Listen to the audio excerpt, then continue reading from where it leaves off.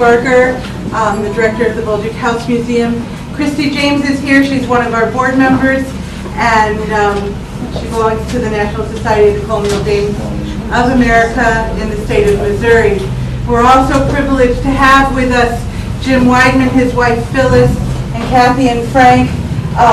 They're members of the Missouri Humanities Council and Board, and it's thanks to and a good one. But thanks to the Missouri Humanities Council, we've been able to bring Dr. Robert Engelbert here from the University of Saskatchewan, and I'm extremely pleased to be able to do that. We also have Dr. Frank Nickel in attendance, and he's from the State University State Historical Society at the Southeast office, and very connected with the Humanities Council. We owe him lots of favors. And other people, like Jan just walked in. Bonnie has a whole bunch of books for sale right now on Napoleon, etc. So talk to her if you're trying to market things. Ed Millinger from the St. Gen TV station is going to be videotaping this as part of our agreement with the Humanities Council so that we can make this more widely available. And Dr. Engelbert knows that. He said we could do it. Toby's here from the Herald, so we'll probably show up there as well. So Dr. Engelbert is a specialist on French families and businesses. He's an adjunct professor at the University of Saskatchewan. I met him about a year ago when he came into the Bolduc House for research purposes, and we've had some interesting conversations. Jan and Linda Bolduc are walking in the door now, so I'm very pleased that we stalled a little bit. So again, thank you very much. Following this talk, we're going to just have a more informal kind of, there are some maps and artifacts. I have some things. I'll hang around for a bit. At 5, there will be a beer and wine tasting with some appetizers. There is a charge for that. Many of you already have handled that. But that will be in this house. At 6, we're having our Moliere play over at the south porch of the Linden House. And if you already have dinner theater tickets, you can eat. If you want to see the play, but you did not buy dinner, you can still watch it for a very much reduced cost. So I'm grateful that you're here. We just, the Colonial Dames, have acquired the John Baptiste Valley House within the last year. We've had an occupancy permit from the city since the first week of June. So we're still figuring out how to make this space work. It is our coolest place. It is our largest place where we can seat a group. So what you're sitting in is the home of the last commandant for St. Genevieve, who would have presided over the transfer of the post of St. Genevieve to the United States after the Louisiana Purchase. At its core, this house was built as a vertical log house, post on a sill, in 1794. You can see some of the original vertical logs in the kitchen. Watch for steps going around. You're welcome to explore in here. I have the Rozier Library relocated where we can keep the temperature much better into that room.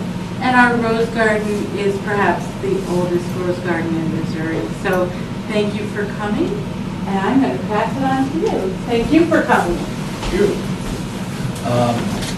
Excuse me while I do a brief introduction. For those of you who speak French, you'll get this. Don't worry, I'll give a translation in just a moment here. And I feel a little exposed because I'm used to being sort of behind some type of lectern. So if I start hiding behind my iPad and trying to go paperless, see how this goes. If everything starts to die on me, I'll do an interpretive dance for the remaining 40 minutes. We'll see how it works. Merci et bienvenue à tous et tous. J'aimerais remercier en premier Leslie Barker qui m'a invité à vous parler aujourd'hui, The Colonial Dames, le conseil d'héritage et tous ceux qui ont travaillé si fort pour organiser cette 5e jour de célébration de Louis Bolduc. C'est très impressionnant et ça me fait plaisir d'être ici à Sainte-Geneviève pour vous parler de l'histoire coloniale française et les liens historiques entre le pays des Illinois, l'Haute-Louisiane, le Canada et la France au 18e et 19e siècle. En particulier, je veux donner un beau salut aux descendants français, amérindiens et africains de Sainte-Geneviève et ses alentours qui sont avec nous aujourd'hui. So now for the English part. Thank you and welcome everyone to this talk. I'd like to thank first and foremost Leslie for inviting me to be here to give this talk, the Colonial Dames, the Council for Heritage, and everybody who worked so hard to put this day together. It really is incredibly impressive, and I'm thrilled to be here. And I'm especially happy to be here in St. Gen to talk to you today about French colonial history and the historical links between the Illinois country, Upper Louisiana, Canada, and France during the 18th and 19th centuries. And I'd specifically like to give a warm welcome to the descendants of the French, Amerindian, and African families of St. Gen and the surrounding area who are here with us today. Now, before I get started, I need to give a disclaimer. I tend to approach French colonial history of this region, the Middle Mississippi Valley, from a Canadian perspective. It's true, I am Canadian. Although I'm not wearing a shirt. We have commercials that actually say I am Canadian. We sell t-shirts. My family's from Montreal, in the province of Quebec. I grew up next door in the province of Ontario, where there are nearly 1 million native French speakers called Franco-Ontarians. They even have their own flag.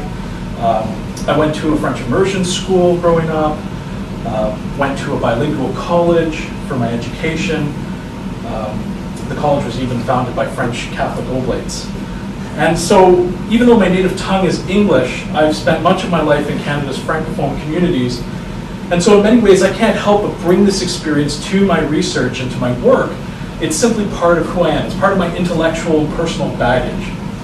I remember hearing a talk by Jay Gitlin, the author of an excellent book called The Bourgeois Frontier, a couple of years back, where he discussed his obsession with tracking down the French history of the Midwest, and the French in particular, explaining that he, quote, saw French people everywhere.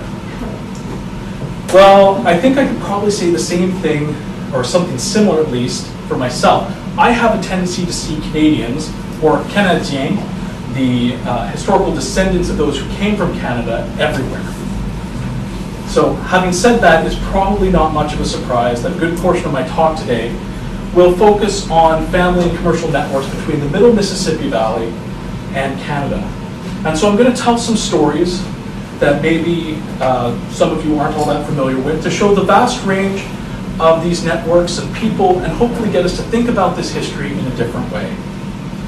And I should also put in a second disclaimer, I am no Carl Eckberg, the man who literally wrote the book on Colonial St. Genevieve. So what I'll be talking about today is much broader of a focus than simply St. Gen. But that being said, everything I'm going to be talking about today, or just about everything, has a St. Gen connection. And I think that's really important, tying the colonial history of this town and other towns in the Middle Mississippi Valley to places further afield. And so I hope when I'm done, you'll share with me some of your stories, research, and even family histories. And of course, I'll be happy to answer your questions as best I can. That works. Excellent. So let's start by talking just briefly about population migration, right? The population of this region, the Middle Mississippi Valley. Early migration patterns saw Canadians from the St. Lawrence Valley relocate to the Middle Mississippi Valley. French scholar Cécile Vidal and Quebec scholar Jacques Mathieu have pinned the 1740s and 1750s as the peak period of Canadian migration to the historic Illinois country. Now, historians have argued that Canadian migration slowed to a mere trickle after the end of the 7 Years' War, often referred to as the French and Indian War, which ended in 1763. But in fact, if we take a closer look at the evidence, it shows that these earlier migration and marriage patterns persisted well into the 18th century. As relative latecomers to the Illinois country, these Canadian settlers were a supplement to a region that already had strong Canadian roots. Approximately 25% of marriage contracts in the Illinois country, so the region east of the Mississippi, between 1763 and 1805 involved at least one spouse born in Canada. By the mid-1780s, the vast majority of Canadians married into established French-speaking families in the Illinois country had arrived after 1763, and they helped connect seemingly disparate French-speaking regions together and kept a really broad geographical understanding of what French North America was. They kept this at the forefront of living memory. Though some of these Canadians were involved in the fur trade, not all of them were. But the fur trade, of course, was a powerful link between Canada and the Illinois country. Likewise, on the west side of the Mississippi, where we sit today, in newly established Spanish Upper Louisiana, the town of St. Genevieve and newer towns like St. Louis benefited from the outmigration of established families from the east side of the river, many of which had Canadian roots. These towns also saw an influx of Canadians who settled only for a short period of time in the Illinois country before moving west across the river, and some Canadians who bypassed the they bypassed Kaskaskia and Fort de Chartres and Saint Philippe and others, and came directly here. But there were some that did that. And so we've got all these different types of migration coming along, and the names in Saint Jean and throughout the region are testament to this. Names like Saint-Jean-de-Beauvais, Saint-Jean-Beauvais, Prat, Vallée, Bolduc, Huberdeau, Gabriel-Serret, somebody who we'll be talking about a little bit more. I mean, these are names that hopefully most of us are familiar with, and if you're not, you'll certainly be familiar with some of them by the end of the talk today. Having set up how important Canadians are for this region, I need to now remind myself that it's not all Canadians everywhere. I don't want to overstate the influence of Canadian migration here, because there were, of course, lots of other people who came to the region. A smaller group of French from France and Louisiana Creoles also migrated to the middle Mississippi Valley and became influential merchants and even established some new towns on the west side of the Mississippi. New Bourbon's a perfect example of that. Carl Eckberg's written quite a bit on that.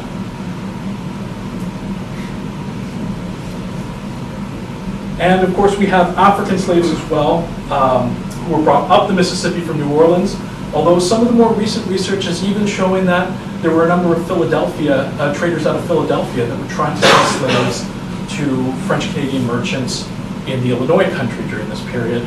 But regardless, we had slaves, both African and Indian, accounting for as much as 43% of the population by 1732, and by nearly half the population by 1752.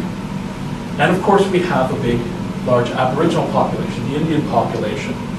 Some of that population had been here beforehand, such as the Osage, but there was a whole host of Indian nations that migrated into the region throughout the second half of the 18th century, largely pushed out of places like the Ohio Valley through conflict with American settlers. And so many of them continued to relocate west, finding homes west of the Mississippi, and some of them would stay there as late as the 1830s, when many of the removals moved these nations even further west. So when we take that all into account, it's obviously not just Canadians. Here we have a reasonably heterogeneous population, but with an important Canadian influence. Much of this influence was rooted in family and commerce, which really at this time you could not separate at all. As Carl Eckberg and others have so brilliantly shown, the middle Mississippi Valley had strong historic links to Louisiana and New Orleans through a vibrant flour trade and slave trade. And yet at the same time, migration and commerce of the fur trade tied the Illinois country to Canada.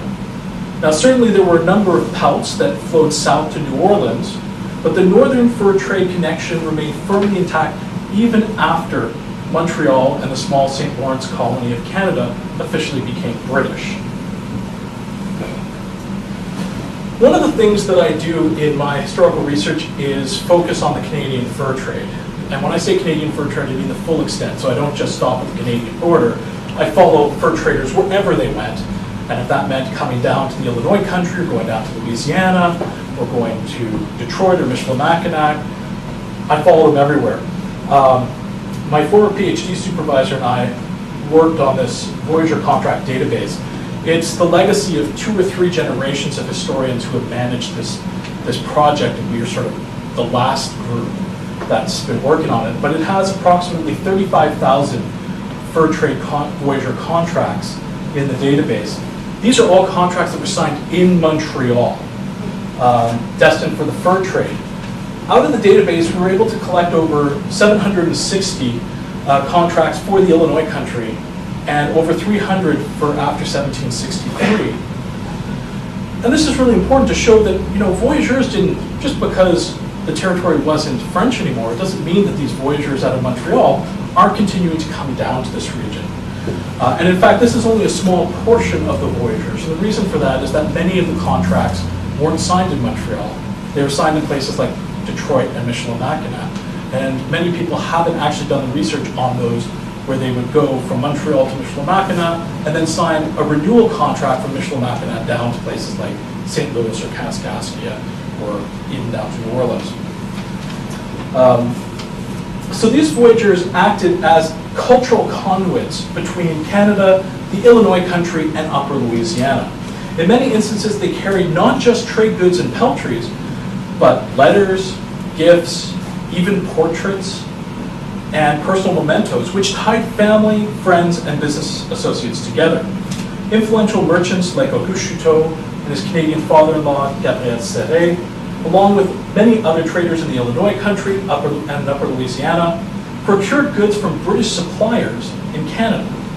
In 1793, Lieutenant Governor Trudeau petitioned the governor of Louisiana to allow merchants in St. Louis to obtain the necessary merchandise from British traders for trade with the Indian nations. Governor Caron de Lay agreed. Now, this was a tacit recognition of long-standing, well-supported trade practices linking Upper Louisiana to Canada. During his travels through Upper Louisiana in 1796, Victor Collot, a former French general and former governor of Guadeloupe, commented on what he saw as a very odd arrangement of allowing trade with Canada at the expense of trade with New Orleans. In his report on Upper Louisiana, Nicolas de Finiel similarly noted the large number of merchants who sent furs north to Montreal to the benefit of the British.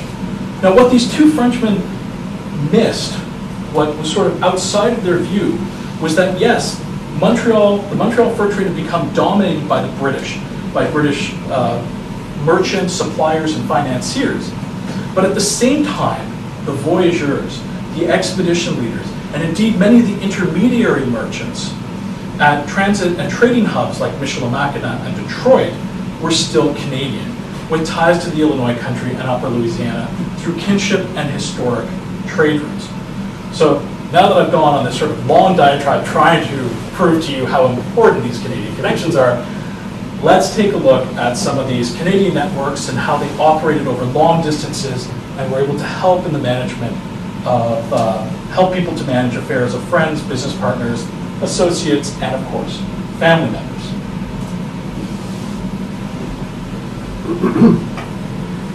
In February of 1787, Augustin Dubuc presented a petition to the court clerk at Cahokia to secure the property rights to a stone house and lot, along with a separate parcel of land that had been sold within the boundaries of the parish of Sainte-Famille, Cahokia, in 1765.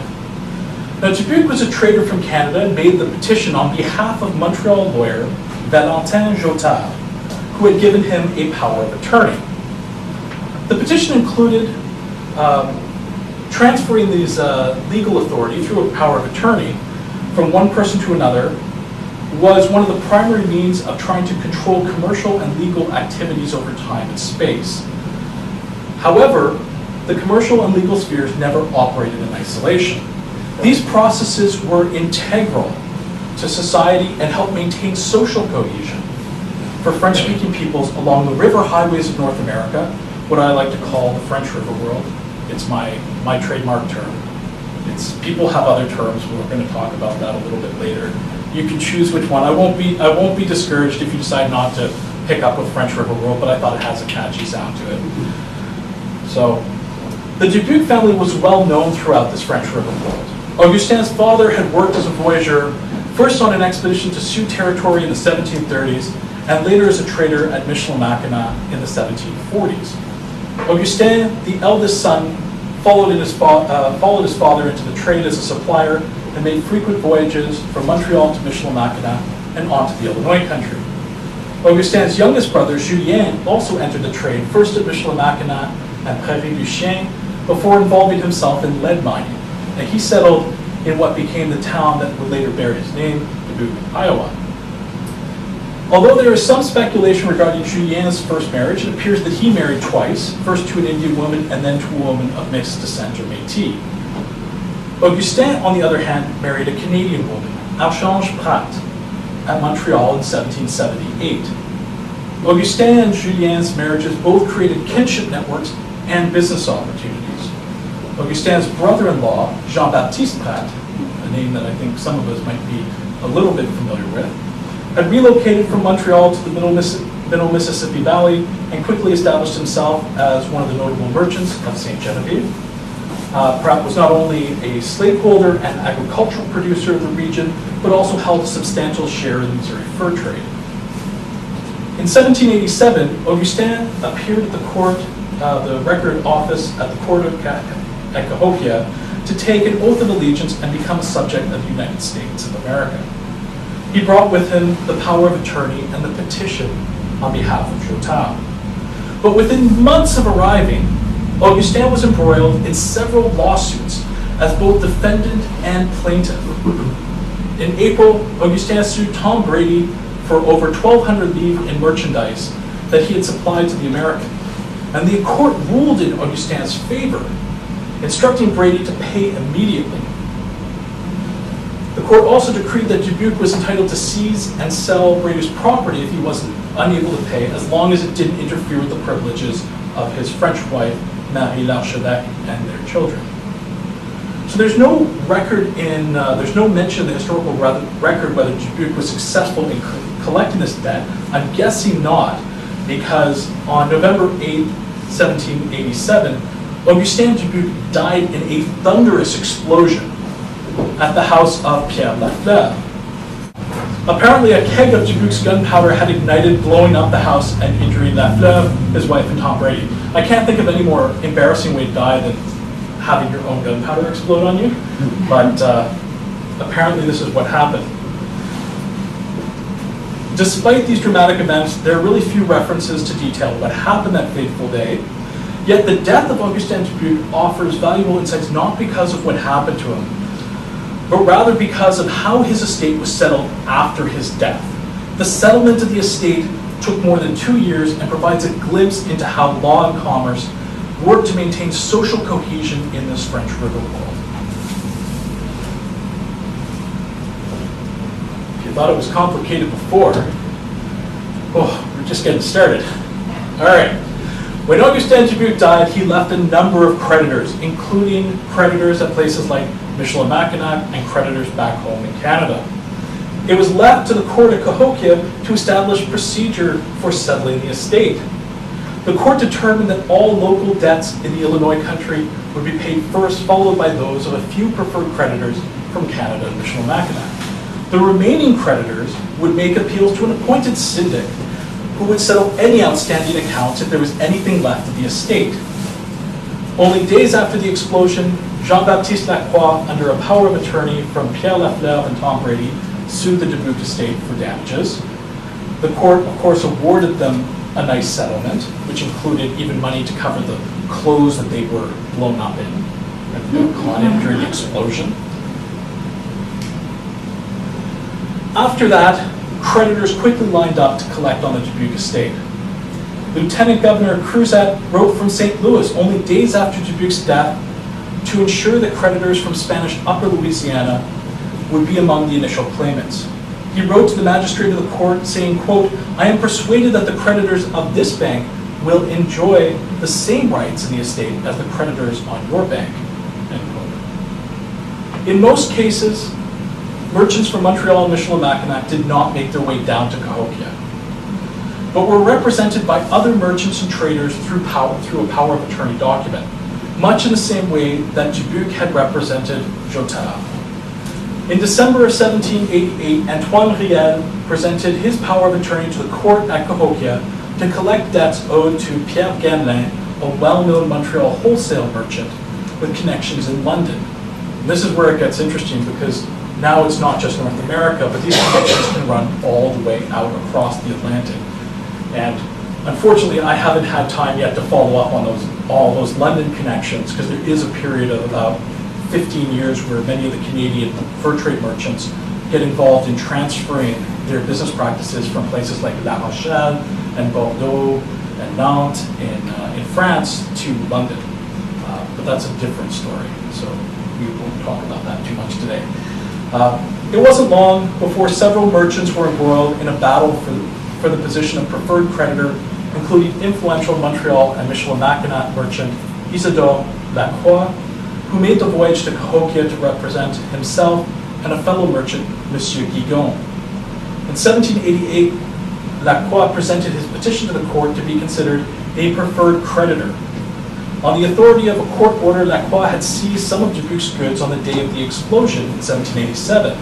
And so the court made Lacroix a preferred creditor and decreed that he was owed in around 4,700 livres, including money to compensate him for managing business for Dubuque in Canada.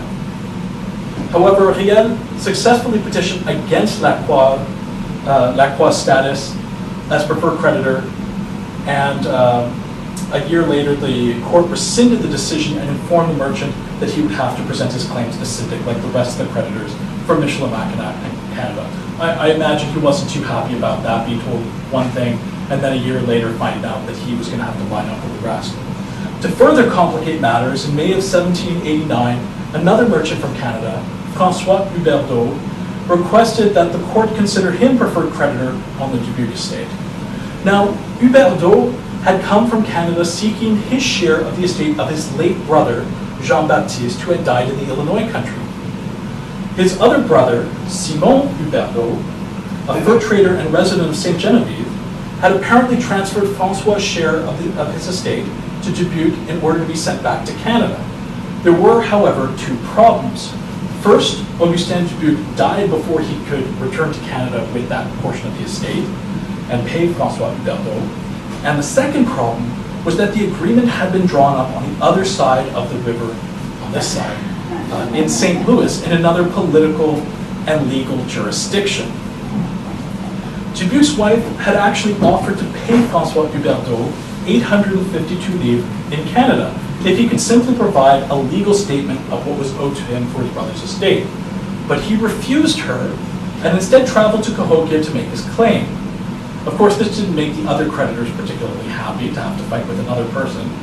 So you have creditors that I previously mentioned, Riel and Lacroix, who both protested against Huberdeau's claim. And this protest was actually joined by another merchant from Canada, Pierre de Rastal de Rocheblave, son of the former St. Genevieve commandant and British representative in the Illinois country, Philippe François de Rastal de Rocheblave. They always had such long and beautiful names, who still had business interests in the middle Mississippi Valley.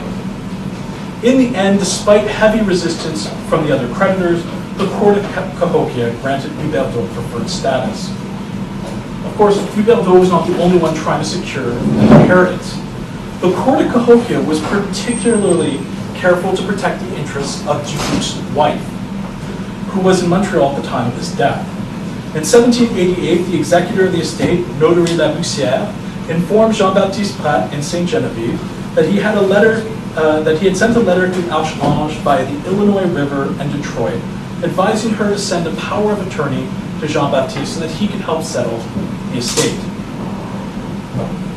The following year, merchant Jacques Flamorgan appeared in front of the court at Cahokia, and he represented Jean-Baptiste, who was of course operating under a power of attorney from Archange Pratt, to file suit for her share of the estate.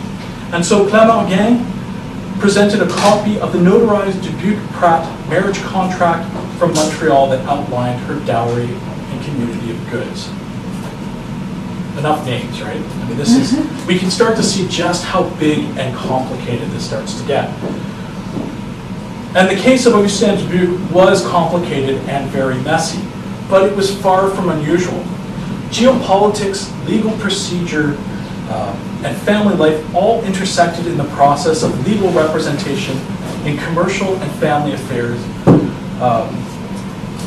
which were used to maintain social cohesion throughout this French River War.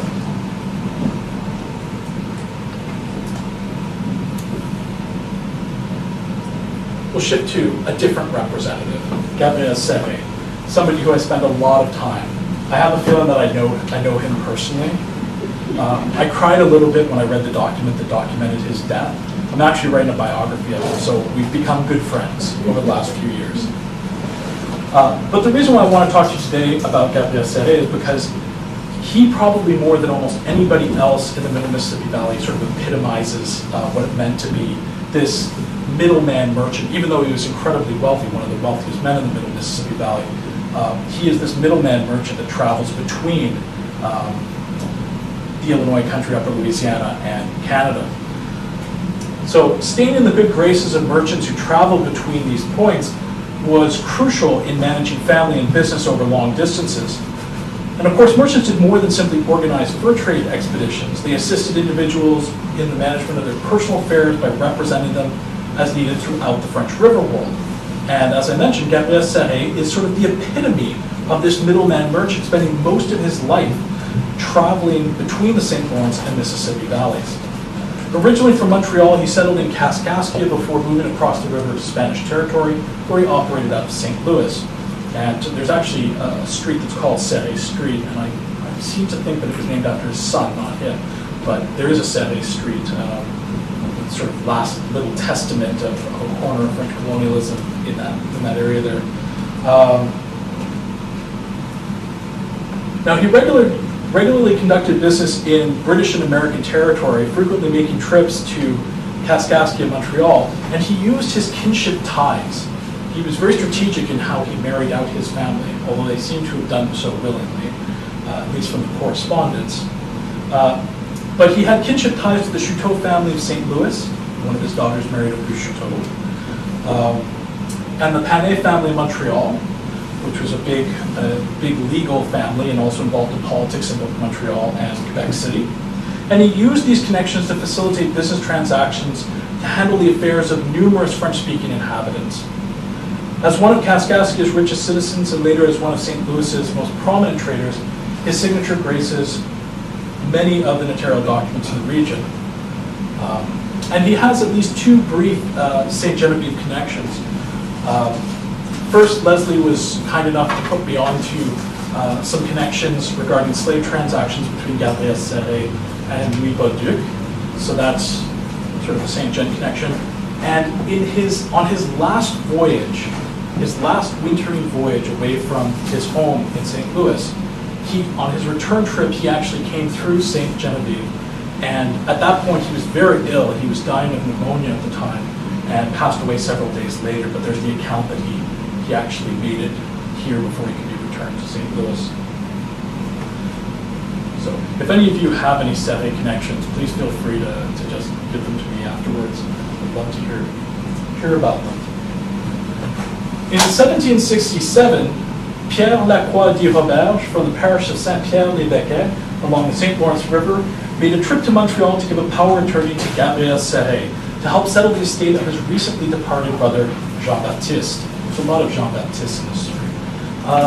The Roberge family had already been in the St. Lawrence Valley for approximately 100 years, and they developed connections throughout much of the river valley, but it was beyond their means to leave the valley and head all the way to the Illinois country or beyond.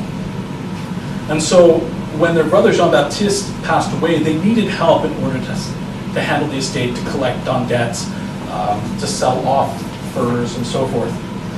So Pierre gave the power of attorney to Serre on behalf of himself and his remaining siblings, Marie-Madeleine, Marie-Félicite, and their families. All three siblings were illiterate and regardless of the circumstances, would have needed some assistance to help with their brother's estate.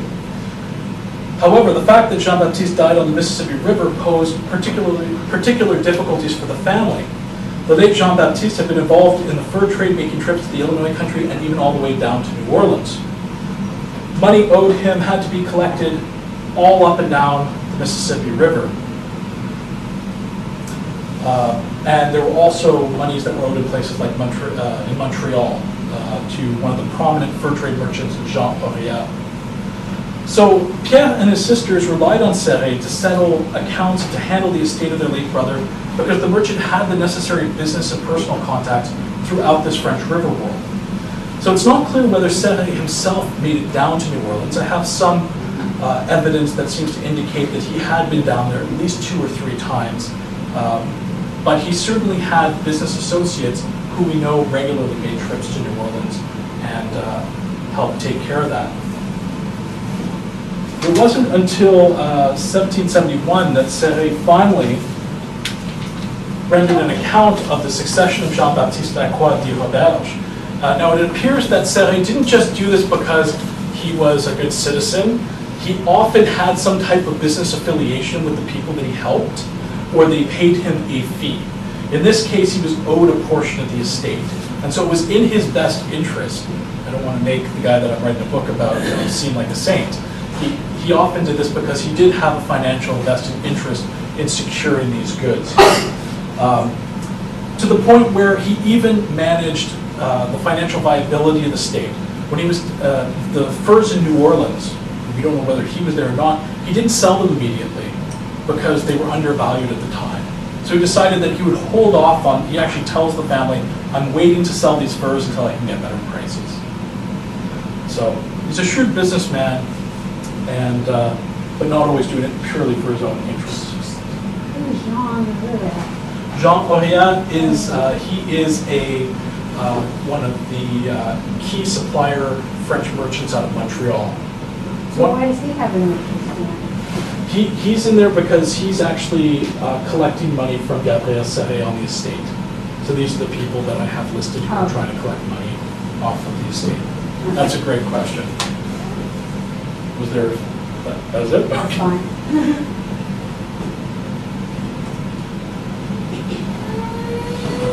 I'm not going to take you through, these are complicated affairs, I'm not going to take you through sort of all the names and all the people.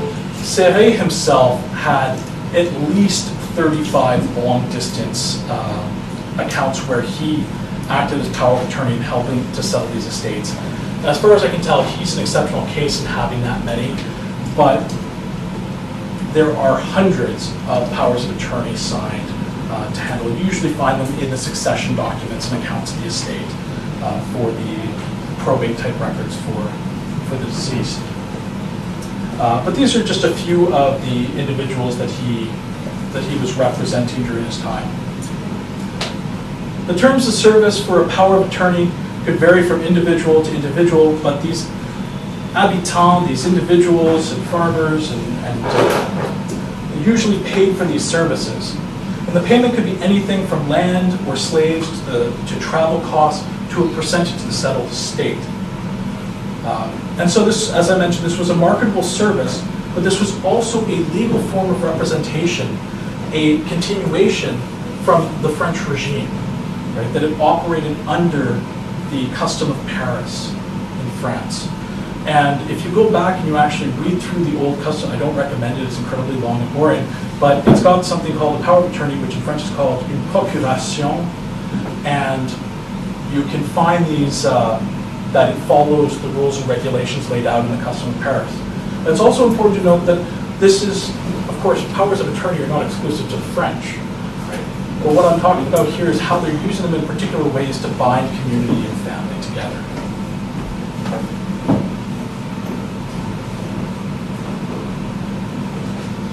So although I've been talking mostly about connections between the St. Lawrence and Middle Mississippi valleys, these forms of representation, of course, went well beyond the single corridor. For example, they allowed a woman by the name of Madame Trépanier in New Orleans and Antoine Pied de la Sonde of the Appaloosas to be represented in Kaskaskia in order to settle their family's estate. So these networks ran all over the place, and it depended who you were connected to. I'm just showing some of these Canadian connections in particular today. And what this really shows us is that this French river world that I'm talking about didn't necessarily conform to political boundaries envisaged by colonial administrators. And yet too often when we talk about these histories, we like to cut them into bite-sized portions. Right? So we talk about Upper Louisiana and Lower Louisiana and the Illinois country and Canada as if they're these separate places that aren't interconnected in these ways.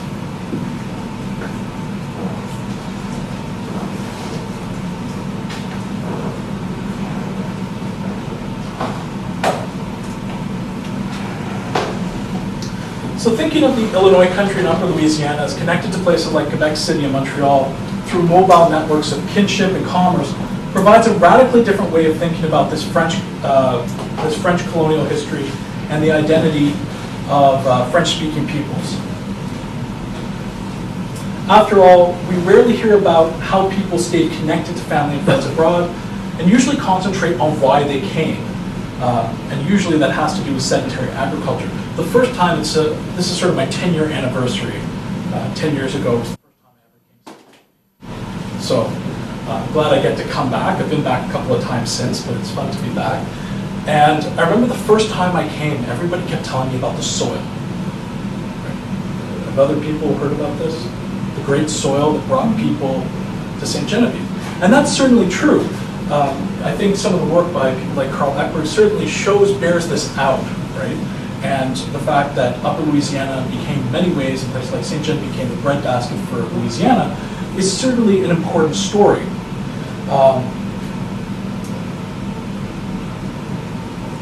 But there's also, I seem to have lost myself now. Eckberg even talks about sort of holding on to the traditional village configuration from France as opposed to the Canadian river lot system. So how can we reconcile these two starkly different histories? The one that is rooted in its agriculture and in being sedentary in one place, and one that is based on kinship and commercial connections that are highly mobile and that span large portions of the continent. And I would argue that we don't have to reconcile them at all, but rather simply acknowledge that they weren't mutually exclusive. And what exactly do I mean by this? At this point, I figure I've been talking for about 35 minutes, and that people are probably like, oh my goodness, he's been talking for 35 minutes and quite quickly. So I have a couple of questions for you, and I'll explain why I'm asking them in just a second. So let me do a quick poll. Could I get the men in the room to put their hands up? Okay. And the women? Okay. And what about French colonial history buffs? I expect everybody should put their hand up now. No? Some people just got dragged along. Okay, I understand. Some people are like, I'm not sure about this French colonial thing. All right, I get it. What about animal or pet lovers? I have a beautiful husky at home who's missing me a lot. My wife sent me a note to tell me that she took the dog for a long walk, but the dog's missing me. Parents? Are they, or we have? But sure, I guess that's everybody, okay. And I don't have my hat on right now. Cardinals fans? I grew up being a Blue Jays fan, so I mean, Sorry to hear that. yeah, I appreciate that. Okay, so how many, here's the final question. How many of you put up your hand more than once? Put up more than once. Pretty much everybody put up their hand more than once, which is good. It shows that the poll worked. If it hadn't, I don't know what I'd be doing right now.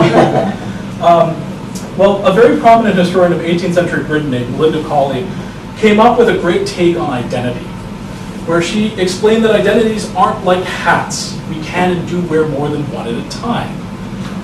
This seems like it makes sense, that you can have more than one identity operating at any given time. And if Cawley's right, and I think that she is, then you simply don't have to choose between something like sedentary agriculture and a culture of mobility. You simply conclude that they are different facets of a very complex, something that historians love to talk about, complexity and nuance, very complex society, and an emerging identity for French-speaking peoples of the Middle Mississippi Valley that was grounded locally, but also connected to places abroad. So what do we have to do to capture this complex history? Well, I mentioned earlier that there are many different peoples that came here, and even historians aren't entirely sure how to categorize that. How do we talk about, do we just call everybody French? What about Creole? The historian Jay Gitlin refers to the whole French network that operates from Detroit all the way, he leaves Canada out of it, but I talked to him about that, but from Detroit all the way down to New Orleans as a Creole corridor. Fred Foss, in his book on St. Louis, talks about using the term French. And when he talks about using the term French, he talks about French culture, language, and Catholicisms, cultural aspects that bind people together. And then there's yours truly, who's talking about this French river world concept, which I'm trying desperately to push. And they're all different ways to try and capture the complexity of what's happening. And part of the reason why this is so complex is because people don't adhere to simple boxes when it comes to identity, even ethnic and racial boundaries. Which brings me to another individual, Louis Lorgnier. And I have Frank Nickel to thank for some of the research on this. It was very, very helpful. And I'm still working on it because it's complicated. But he's a fascinating individual, the founder and commandant of Cape Girardeau, not far from here. And I'd like to talk just briefly about his complexity because he crosses all these sort of interesting racial and ethnic boundaries. So on November 23rd, 1803, mere months before his famed expedition of discovery and exploration, Meriwether Lewis and his men voyaged up the Mississippi from the confluence with the Ohio River to the village of Cape Girardeau. Now, upon his arrival at the small frontier village, Lewis sought out its commandant, Louis Lorgnier, only to discover that he and his family were off at the horse races. Not to be deterred, Lewis proceeded to the racetrack where he presented Lorgnier with papers of introduction and waited on the commandant as he settled a number of disputed bets. Lewis noted that the races were reminiscent of those frequented by quote-unquote uncivilized backwoodsmen in Kentucky. His estimation of the village was that of a rough and tumble frontier town full of recently arrived immigrants from Kentucky and Tennessee, and he disapprovingly opined that these, quote, men of desperate fortunes were far too eager to speculate their meager wealth on games of chance. Despite these initial reservations, the American captain developed a decidedly more favorable impression of the Cape Girardeau commandant and dined with Lorgnier and his family that evening. Referring to Lorgnier as Canadian by birth of French extraction, Lewis recounted the commandant's history of trading with Shawnees and Delawares in the Ohio Valley, how he had suffered the destruction of his trading post during the American Revolution, and had impressively recovered from this loss to establish himself as a person of wealth in Upper Louisiana. The American was equally captivated with Lorgnier's family, commenting at length about his indigenous French Shawnee wife and mixed descent children, or Métis children. He noted that Lorgnier, like, quote, many of the Canadian traders, had taken to himself a white from among the aborigines of the country, unquote. Lewis also observed with great interest the fashion of Lorgnier's wife and daughter. The former sported a combination of Shawnee and Canadian styles, and the latter dressed in a, quote, a plain yet fashionable style, or such as is now common in the Atlantic states among the respectable people of the middle class, end quote. After dinner, Lewis bid his hosts an affectionate adieu and departed for Old Cape Girardeau, where he met up with the rest of his expedition.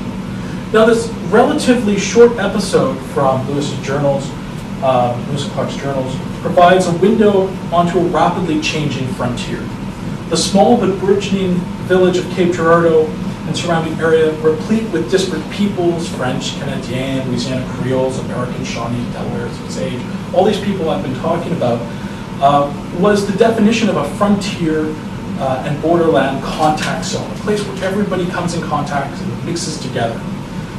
Meriwether Lewis's depiction of Lorgnier and his family evoke a culture where social mores were inextricably tied to processes of hybridity that emerged from relationships at the edge of empire.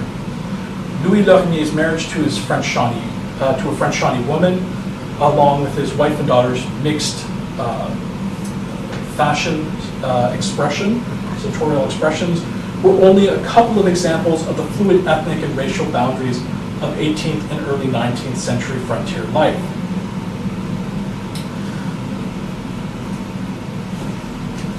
What's interesting about Lorgnier is that nobody seems to be able to pin him down. We like to, even when things are complex and everybody's mixing together, we like to think of people as Canadian or French or mixed descent. A lot of people use the term Métis. Métis has a slightly different meaning in Canada because we actually have an Indian group called Métis, so it takes on a slightly different meaning up north. I put these up, I'll read them out because it's pretty small on the screen there. But Lorgnier's contemporaries offer glimpses of just how complicated and fluid ethnicity could be in their different characterizations of the Cape Girardeau Commandant. In 1796, for example, the French former general and governor of Guadeloupe, Victor Collot, traveled through the middle Mississippi Valley and described Lorgnier as, quote, a Frenchman in the Spanish service whose military talents and great influence with the Indian nations are very useful to this power. He has established himself there with the Shawnees and Delawares, whom he commands, and has a very fine farm on which he resides. In 1803, Nicolas de Finiel, a French engineer in the employ of the Spanish Crown, noted in his report on Upper Louisiana that Lorgnier was, quote, the son of a white man and a Shawnee woman who alternately adopts European and Indian customs and who appears along with his son sometimes in European garb and sometimes in the dress of these children of nature, end quote. That same year, Meriwether Lewis observed that the Commandant was, quote, Canadian by birth of French extraction. He was once a very considerable trader among the Shawnees and Delawares. And finally, the secretary to the French embassy in Brazil, Monsieur de Meaux, recalled his travels through the Ohio and Middle Mississippi Valley in 1811, right before Lorgnier passed away, and recounted hearing about, quote, an Indian chief named Lorgnier, who was the son of a French military officer and a native woman. So, who is he? Who is this guy? This becomes even more complicated when we start to go back and look at his early beginnings. Because normally you would just say, well, where was he born? Who were his parents? And the problem with the story of Lorgnier is that we don't know entirely. So when you go and you look back to his early beginnings, what happened just outside of Montreal, he was born, from what we can tell, in around 1748, the son of Claude Nicolas Guillaume de Lorgnier, a high-ranking military officer from a French noble family. Claude Nicolas hailed from Canada and married the daughter of the royal storekeeper, Marie-Louise Lepéa de la Ferté, with whom he had at least 10 children. Of all the children, the only baptismal certificate missing is for Lorgnier. And this has led to speculation that he was, in fact, the son of Claude Nicolas, his father, and an Aboriginal woman. This is certainly, this speculation is certainly encouraged by the fact that the family as a whole grew up, spent quite a bit of time and grew up while he was stationed at the post at Lac des Deux Montagnes. And this is Montreal. I'm not going to get too close, let it disappear again. And there's two mountains just to the northwest of Montreal and a big body of water. It's actually part of the river system, but they call it a lake, called Lac des Deux Montagnes. He was stationed there, and it's a mixed Aboriginal, mixed Indian community made up largely of Iroquois. So there's quite a bit of speculation that Lorgnier may have been of mixed descent. But because we don't have the baptismal certificate, this whole idea of who your parents were and where you were born kind of goes out the window. So maybe we shouldn't call him Canadian, and maybe we shouldn't call him Métis or mixed ancestry or Indian, because we really don't know. But if we're not using that to determine who he is, then how do we determine who he is? All of the old scholars that worked on these materials always defined people by their professions, and less frequently referred to them purely by where they came from. And so perhaps we could do that. He was certainly involved in the fur trade and the Indian trade, later sold liquor in Upper Louisiana, as well as managing the Cape Girardeau district. But really, I think the best way to think of him is to look at his experiences. So when his father, at the end of the 7 Years' War, his father goes down to the Ohio Valley, sets up a trading post, which becomes known as Laramie Station, or Laramie's post. And at this station, his father passed away a year later. He's left on his own. He's the only child that goes down with his father. He's illiterate, but speaks numerous Aboriginal languages. Once again, all these tantalizing facts that make you want to say, well, he must be an Indian. But we never get that for sure, because he's a British partisan. He trades exclusively with the British, and he works with British Aboriginal allies. And when the American Revolution happens, he is active in fighting against the Americans, even taking part in the capture of Daniel Boone and his Kentuckians. He is one of the most fascinating episodes from his time in the Ohio Valley is that he is given a hatchet by Lieutenant Governor Hamilton, who gives him a hatchet in front of a gathering of Indian nations. And hatchet has a very important meaning. First of all, it's a symbol of war. You often gave war hatchets and belts. But in this case, it's not clear whether he is made to be an Indian who is being lifted up to a position of authority, or somebody of mixed descent, or somebody who's French, who Hamilton's trying to give prestige to in front of the other Indian nations. What we do know is that he takes part in other expeditions against the Americans using the hatchet literally to take American scalps. Not surprisingly, the Americans retaliate and they burn his station to the ground. But instead of going back to Canada, where his family is supposed to be, he removes himself with the Shawnees and Delawares further west into the Illinois country, where he eventually, we don't know the exact date, but eventually takes a French Shawnee woman as his wife. And he was married 2, possibly 3 times to women of French Shawnee descent.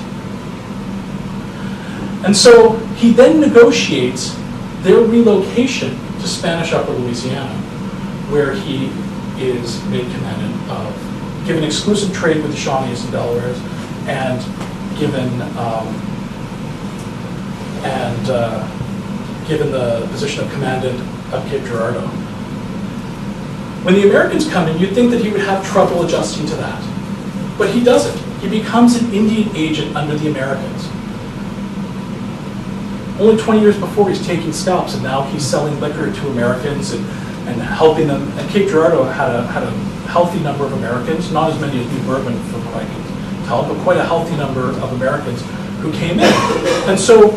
And yet he's still trading with Aboriginal peoples, and he has his wife, and then Meriwether Lewis comes, and he can't figure out who this guy is either, except that he knows that he has a French Shawnee wife, and that they wear sort of mixed clothing that might indicate some mixedness. 2 of his sons end up going to West Point, along with some of the children of notable French colonial merchants in Upper Louisiana. It was Amos Studdard's sort of negotiation and reward as they brought the territory into America. So what does this all mean? When I look at somebody like Louis Lavigny, all I can think about is how fluid these ethnic and racial boundaries could be. Now that doesn't mean they always were, but there were rules at times, but these rules could be bent and at times broken.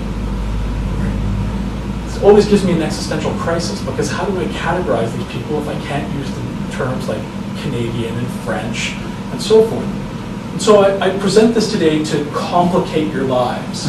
Not that I want you all to walk out with an existential crisis, but to complicate your lives as you think about how we categorize all this. And I want to finish with one last thing, very, very briefly, and then I'll finish up. And that's the French connections, because I did say I would say a couple of words about French connections as well, as Leslie gave me my marching orders and realized that I had taken on all of this history and wasn't entirely sure what I was going to do.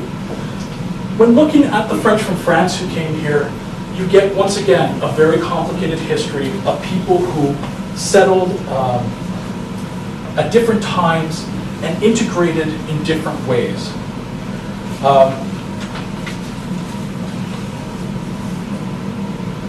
Some integrated extremely well, and some had difficulty.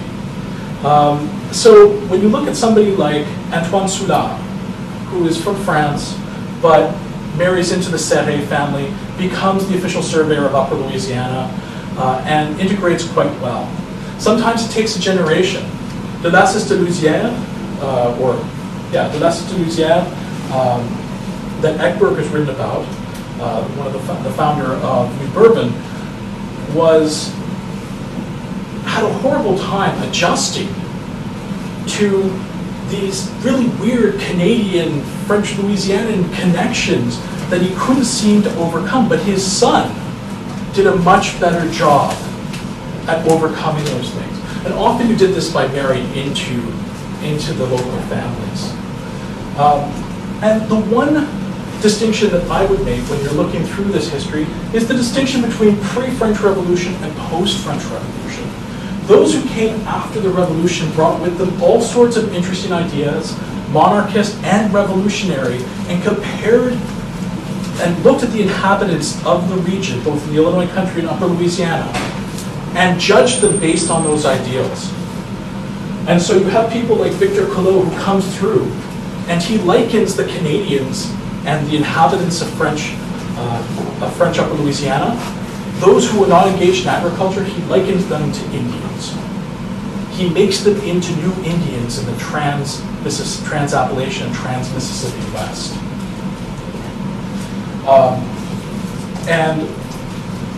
Comte de Volney, who also a Frenchman who also traveled through in the latter half of the 18th century and wrote a very interesting account of the Ohio Valley and the French community off the Ohio River, on the Scioto River, Gallipoli, compared these French migrants, these post-revolutionary French migrants to Gallipoli, and compared them with the French communities here. And even though, in relative terms, the Illinois country and Upper Louisiana were much more prosperous than the failed community in Gallipoli, he said, but they don't have the revolutionary ideals. And his suggestion was that all the people from Gallipoli should come here and they would bring with them modernity and republicanism, right? And bestow upon them the good graces of the French Revolution. So I hope I haven't complicated your notion of this history too much. I want to thank you all for being here, and I'm happy to hear your stories and take any questions that you have.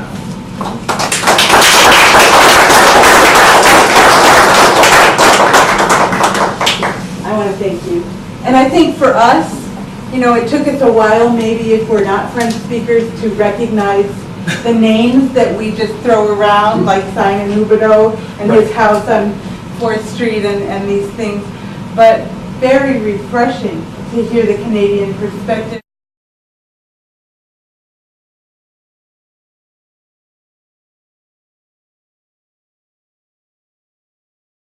Thank you everybody for coming. Thank you, Robert.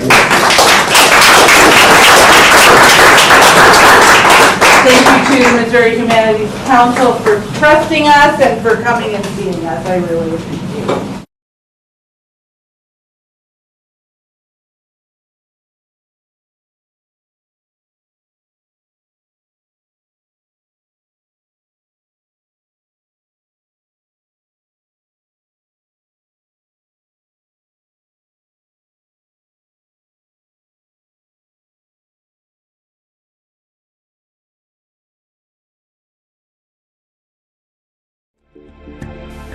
Channel 7 and 98 TV and web broadcasting are made possible through contributions and donations from viewers like you. Thank you for your support.